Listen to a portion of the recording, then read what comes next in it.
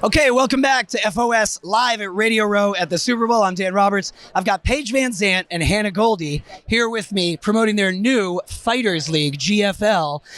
Let's start with GFL, and then we'll talk about some other combat sports things. What is GFL? How are we going to rock this and make this a big deal? So GFL is a new league for MMA fighters. They're brand new, and they are changing the game for the fighters and for the fans. They're signing incredible, legendary names, but they are also implementing revenue share for the athletes. And that's something that you see in the NFL. You see that in most other sports organizations, but this is the first MMA organization that I can think of that's doing a true revenue share and insurance for the athletes. So they're really planning on taking care of us and bringing something incredible to the fans in the form of teams. So they have the NFL layout or NFL format, so you're going to be able to follow teams to a championship. Team Miami is the best.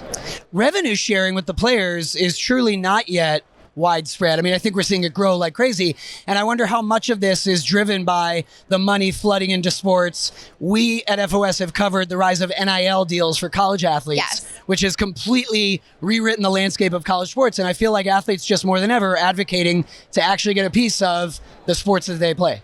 Absolutely, and I love that the NIL deals came into play because you're taking care of these athletes who do make huge amounts of money for colleges, for organizations, and now you're being compensated for the work that you're providing. And I think that's where we're going to really feel like we're taken care of. And again, I think it just took time for MMA to get to that point because coming from the era we signed in MMA, like it still wasn't legal in all the states. Like it was still a fight to get MMA legalized in every state. And now we're to the point that there's so many fans, and of course we have to be thankful to the fans and an organization like GFL that wants to change the game.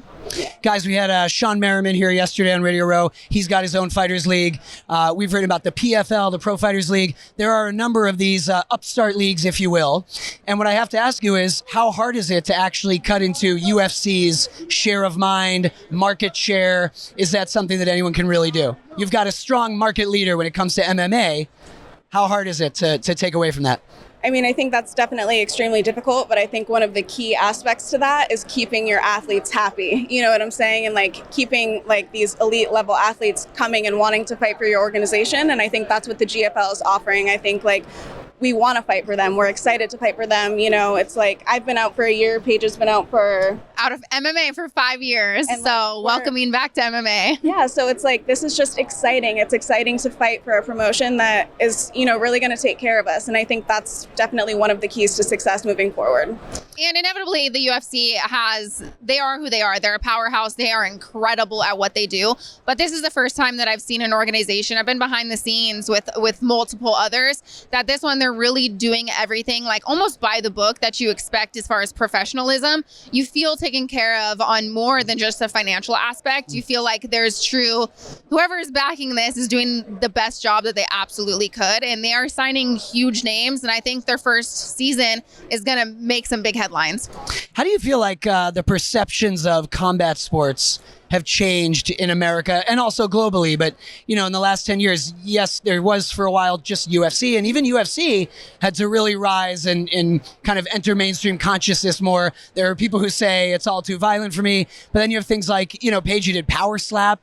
That's both like kind of funny and interesting and cool, and it's built for social media. So talk a little bit about fans kind of coming around and starting to understand combat sports. You know, I do think it's going to take time, but again, like back in the day, the gladiators, that was, you know, an era of fighting that was extremely relevant. And now I think you're going to see with more organizations at high levels are able to tap into the sports market where you wouldn't have seen fans initially. And, you know, one comparison I like to make, people like to talk about how violent fighting is, or Power Slap, or any bare knuckle boxing that I've done.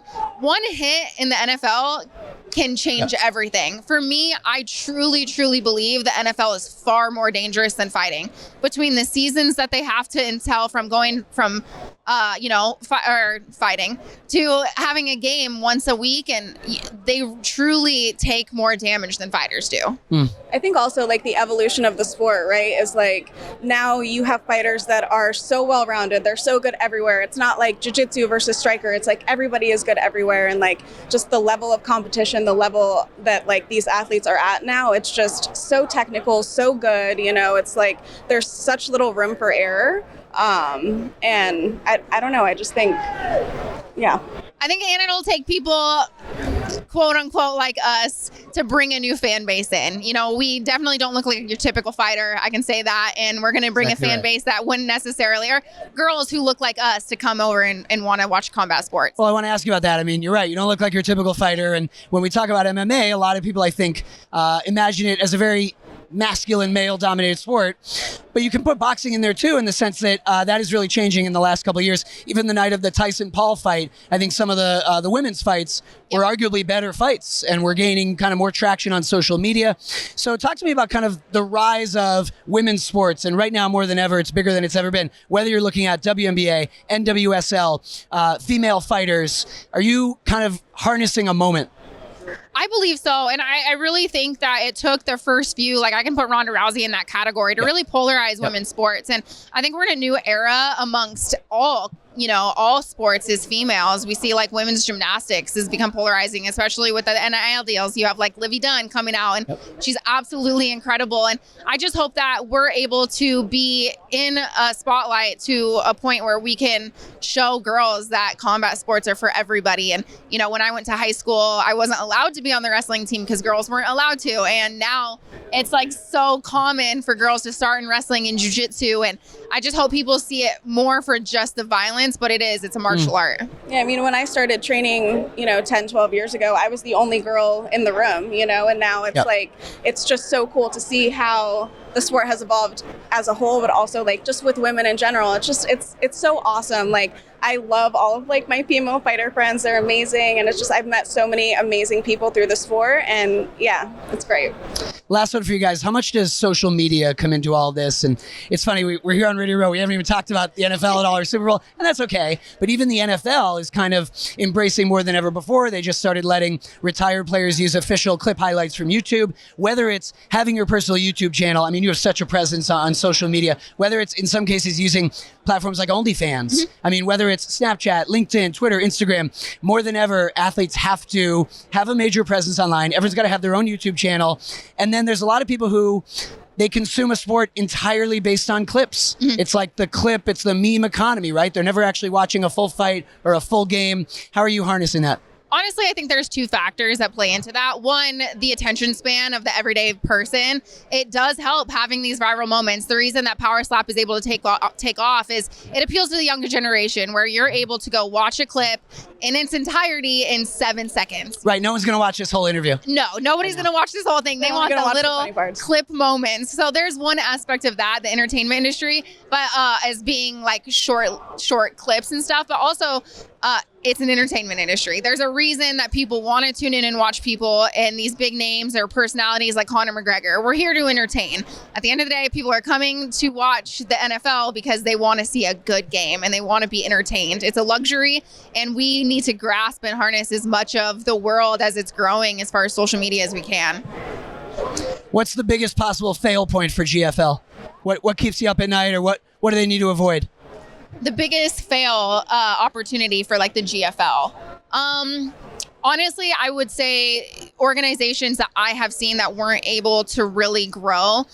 One, you need to take care of your superstars, but you need to take care of everybody on the card. Every fighter has a story that needs to be told, and every fighter needs to be appreciated for who they are. And I think everybody has a story that can resonate with the fan base, and it's just how to harness and tap into it.